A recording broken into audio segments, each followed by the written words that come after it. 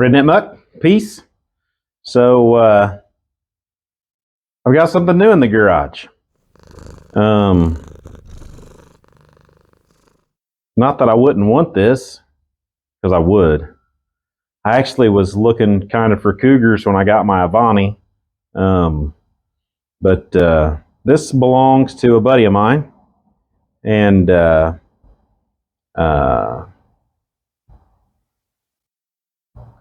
they got, I hate to say they just got over their head. They just got to a point they're like, we're not sure what to do. So I'm jumping in and helping them.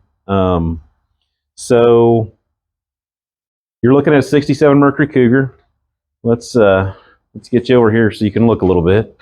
You can see on this side it's got a nice rattle can black going on. Got the hood pins on it. Small block Ford. After some research today, pretty confident, yes, 302. You know, it's really not a horrible little car. It's got its problems, body-wise. See this Bondo-y here, you know. But for the most part, it's a solid old car.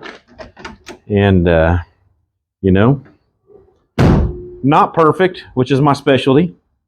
And I've already been out here and looked at it a little bit. I got a list going of things it needs. I don't know how much you can see that, but fuel lines, distributor, and the tran lines.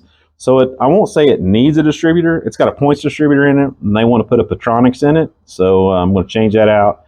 It needs heater hoses just because they got a really bad spot in one where it got down on the header.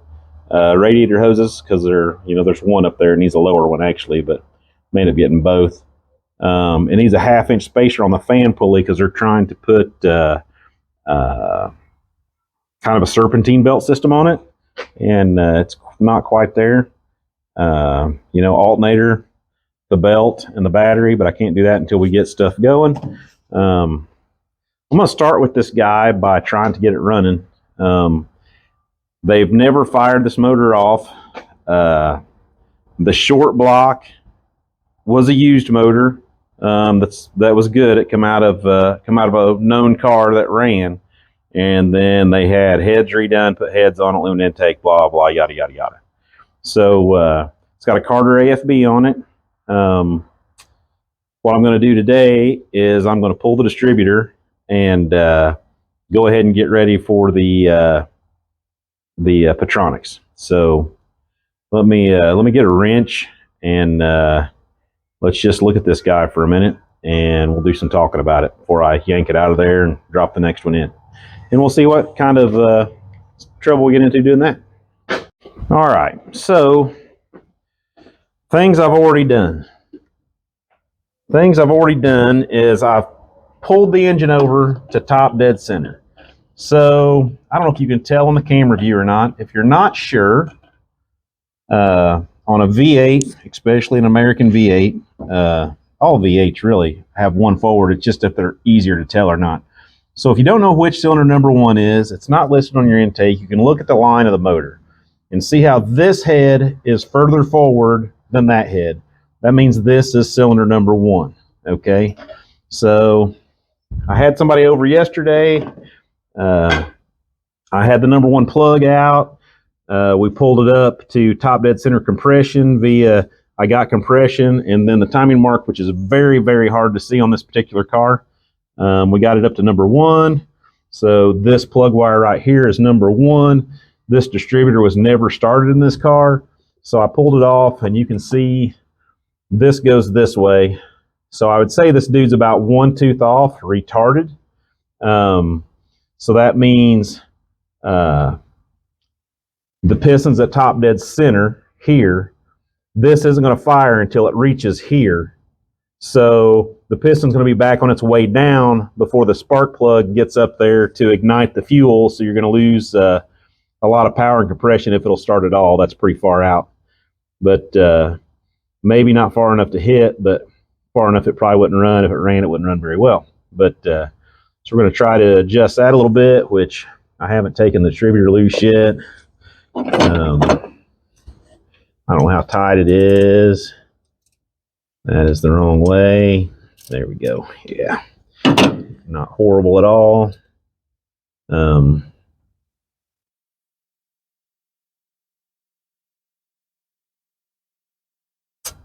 And I want to look at the AFB, but I think they might actually have the vacuum advance on the wrong spot too. I think the port that they have it on is ported vacuum instead of manifold vacuum, and we have talked about that before. You want it on manifold vacuum, which is this one. This is a lower port. This is ported vacuum. So this is the vacuum. It gets more vacuum advance as the throttle blades open up more. This, it gets less vacuum advance as your throttle open up more. So when it's sitting there idle and it's got the most, you start to take off, it's got a lot of advance, and you start getting some RPM on it, it starts dropping, but then the mechanical takes over. So, but anyway, so we end up having to change wires. But I'm going to leave the cap on for now. I did mark number 1 on the cap. Boom, right there. Hopefully, yeah, this little guy's going to pull right out. Boom, boom, boom. We got one little wire right here. There's wire nuts all over this car. This is going to be another fun part of everything. I'm going to try to get the Petronics dropped today, and then it'll be another day getting it started up and all that. But anyway, so there's our distributor. I would say to get him where we want him, we need him about right there. So let me dig out this Petronics.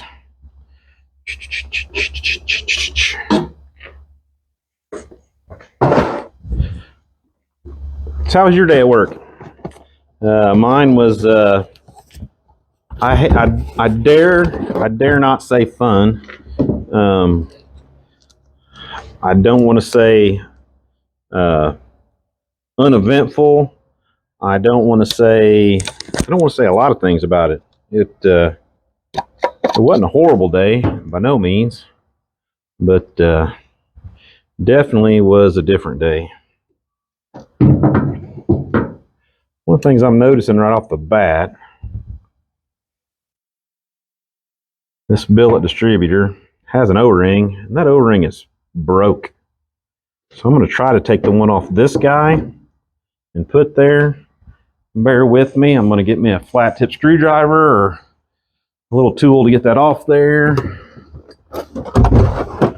I'm not really sure how well my little microphone works, but you know, for the most part, it seems like it does a pretty good job. I don't want you. I don't want you. I just need a little flat tip, guys.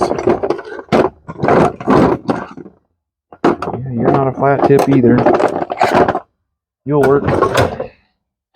You'll work. So, but anyway,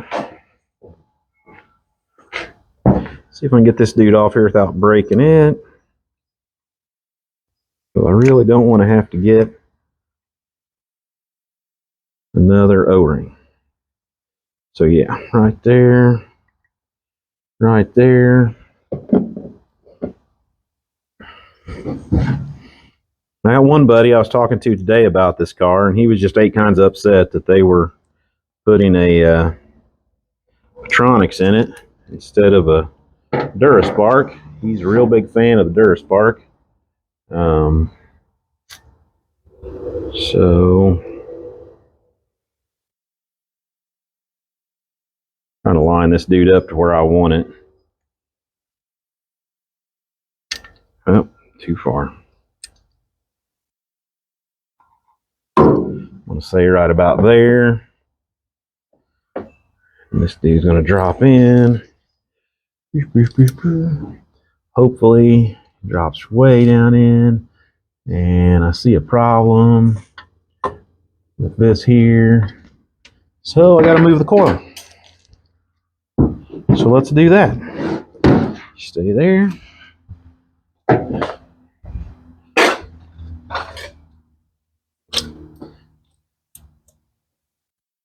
Looks like about a 9/16, which I grabbed because I couldn't remember if the distributor on These guys were 1/2 or 9/16.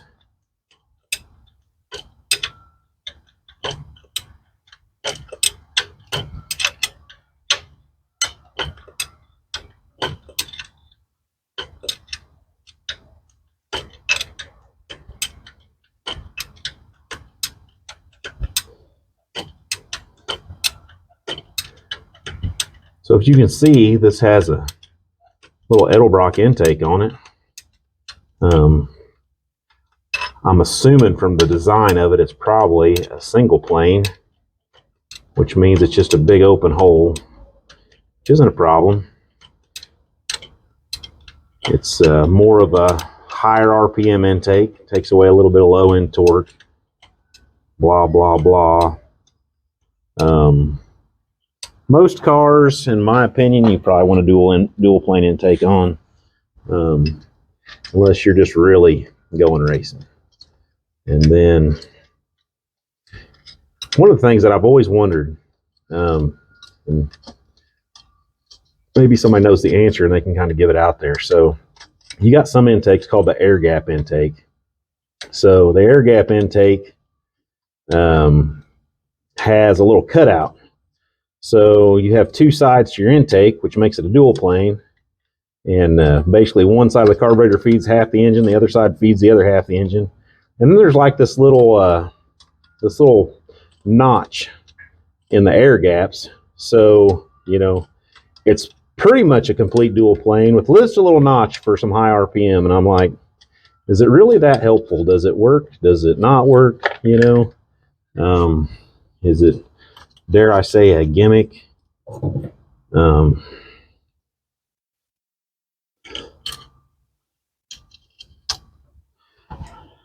But I don't know. If you had experience with this, maybe you should let me know. A little piece of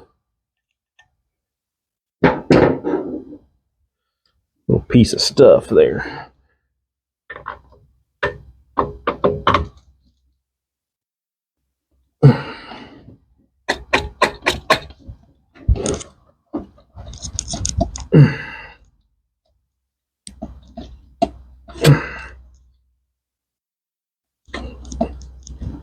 Man, I don't know if that's just the billet distributor, if it's that snug, or if it's hitting somewhere.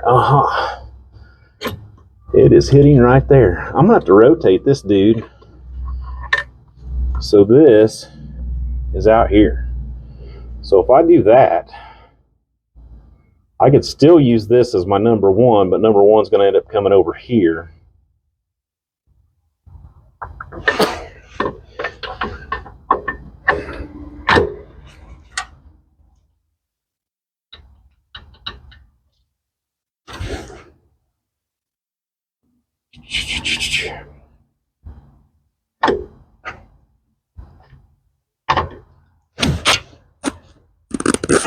I'm trying to get, I'm not in the oil shaft, and I don't want to rotate the engine.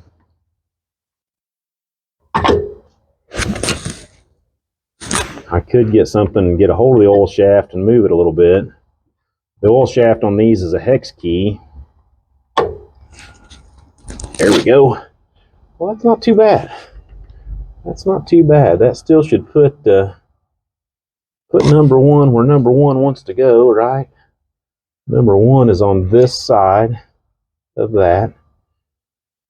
And that would be as retarded as I could make it.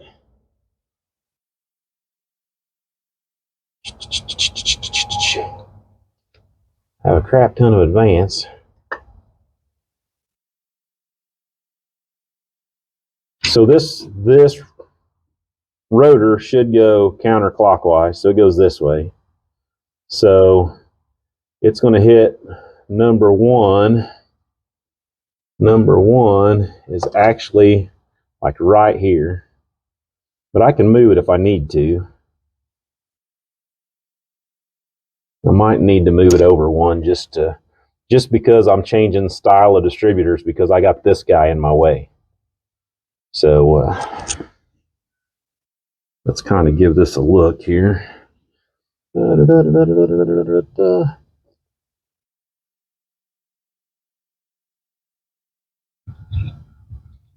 He goes like this, right there. Do. That gonna look fancy, fancy dancy. Where is my marker? So,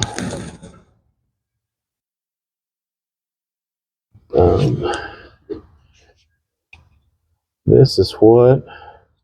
Nope. This is what I'm going to call number one. See that guy right there?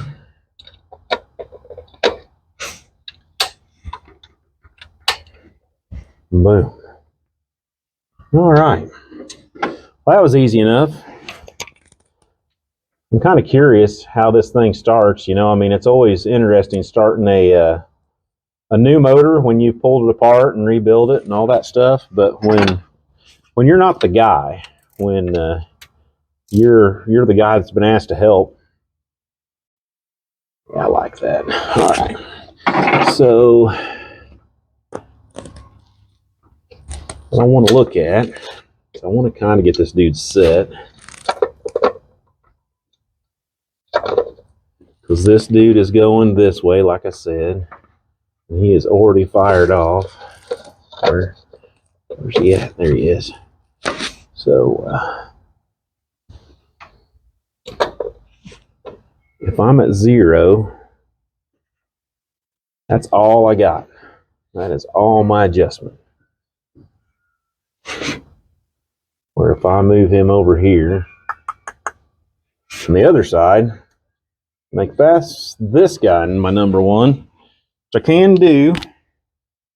I'll make you number one. And then I've got more adjustment. I think that's what I need to do, because now, did I get the right one? Yeah, I get the right one. Aren't you sitting there? There you are. Okay. So now I've called this my number one. See, I'm pointing right there. Now, if I need to retard it, I can retard it. If I need to advance it, I can advance it. Is that right? So you're going this way? Yes. Yeah. So this way would be advanced, this way would be retarded. Now, if that puts me more in the middle, I've got a bunch of adjustment both ways, and I just have to move my plug wire around one from where the factory would generally put it, but it'll still be in the back of the motor where, you know, it goes. I just had to rotate this distributor because, you know, the way it was. So there's that part. Distributor set in. I gotta wire it up.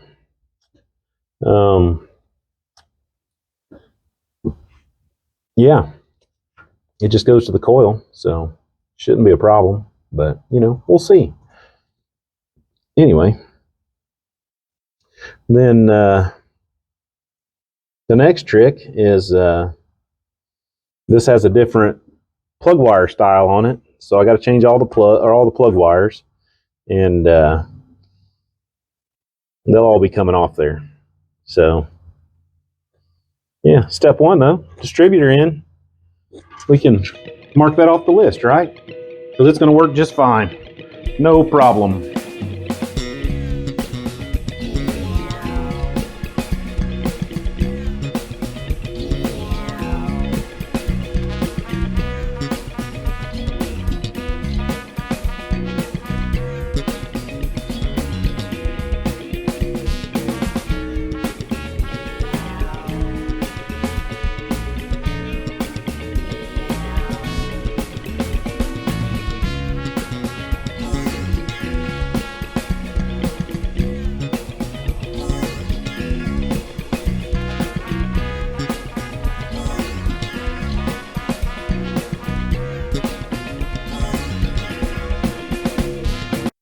All right, I don't know if you could see what all I was doing there, but so I relocated the coil since this is kind of a full area. I shouldn't need to put this guy back in here. I will, but you shouldn't need it. Should be fine without it. But anyway, most of the time on a points car, you have two wires going to the positive side of your coil. The reason you have two wires is because when you're running, you're going to use one wire. When you're cranking, you're going to use the other wire. So when you're starting it, it goes through the solenoid and to the coil to power up the coil. So I thought this wire right here was that other wire, and then because it looked like they were both red and black, but after I got looking at it, I thought that looks like it's lighter, so I cleaned it off, and behold, it looks like it's pink and orange. So I got to go back to my schematic, and my schematic is right here. If you don't have one of these schematics for your car, get one. This comes from classiccarwiring.com. These are freaking outstanding. When you have a color schematic, not to mention it is heavy duty and it is laminated. So now with it laminated, you could actually take this dude and lay it down and get a dry erase marker, and you could trace out a circuit and go, all right, this is all the wires I should be dealing with. These are the colors I'm looking for. You know, this is where they go. So now to figure out where this orange and pink wire, let's see here. Orange wire with blue tracer, white with red tracer.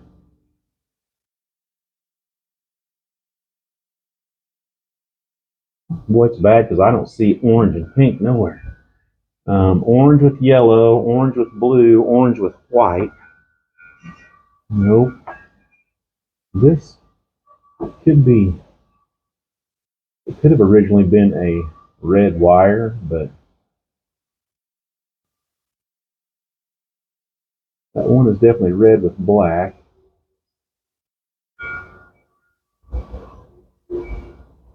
Red with blue. Black with pink tracer, which is this guy. But I do not know what it goes to yet. Man, I don't see this guy. I don't know if he's spliced in up the road somewhere or what. I go to this happy looking connector here.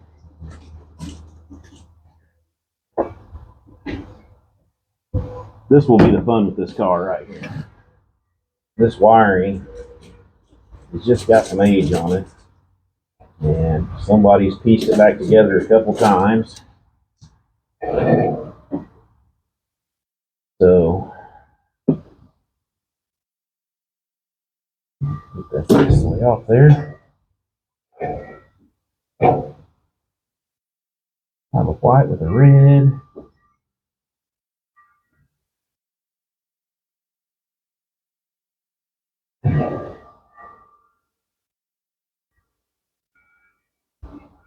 All right, I'm gonna speed you guys back up again while I dig on wire.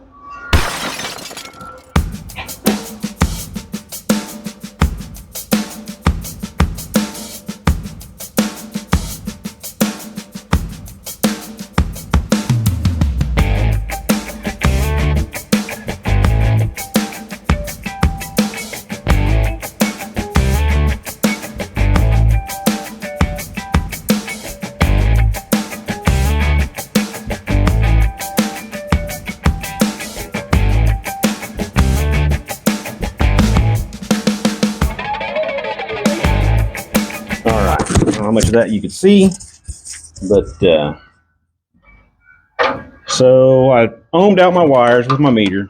I know my meter's fancy. Look at this. This come from freaking, you know, a Dollar General or some crap. But anyway, so this wire is P, and if you can see back here, that is this wire coming through the dash, labeled it P. So then I have Q, and I have Q, and I have G, and I have G. So that gets me to the firewall where this connector, look what this guy did. Previous owner, he smashed a force terminal and crammed it up in the hole in order to try to get this connector to work. So yeah, this connector is missing half of it. I will either buy a new connector or I will wire and heat shrink each one of the individuals together. Which will probably be what I do. And then One of these is for the temperature sensor, and one is for the oil pressure switch. I believe the oil pressure switch has been removed because you look right here, this is a line for a manual gauge. I don't know where it goes inside because I don't see a manual gauge, but it's heading in there. We got to check that out. And then there is a mechanical gauge for the temperature, but you can see that guy coming through right here. He's over there. We need to get him put in the intake. But here's a better look at that schematic. I mean, it's got your color code key. I mean, it lists everything out real nice. On these old classic cars, man, this is a lifesaver. So anyway, all right.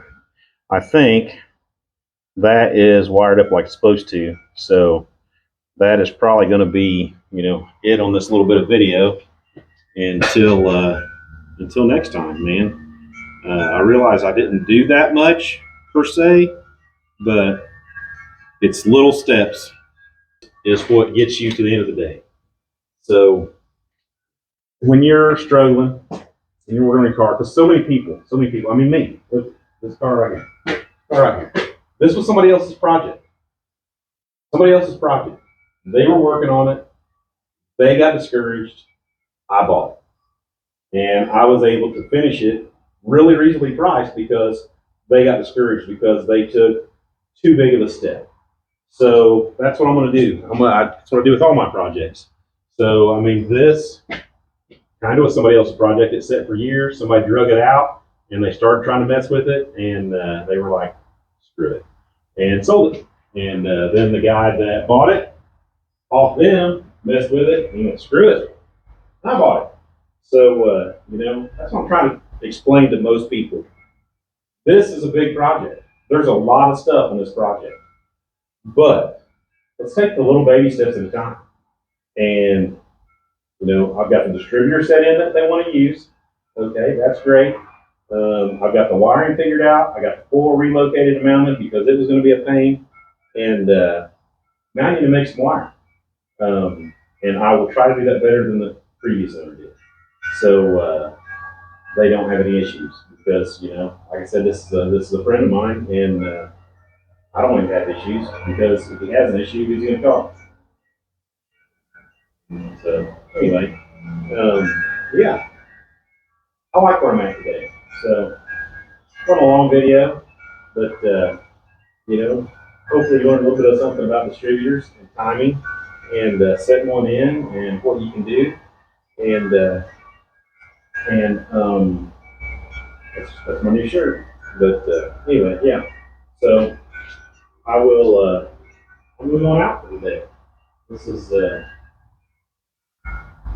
one thing I will show you. Look at this. You're up in some wiring. I'm gonna have some lights. I'm gonna light this place up. Tired of working in the dark. Tired of seeing in the dark. And all right. I'm out. And the next video. Peace.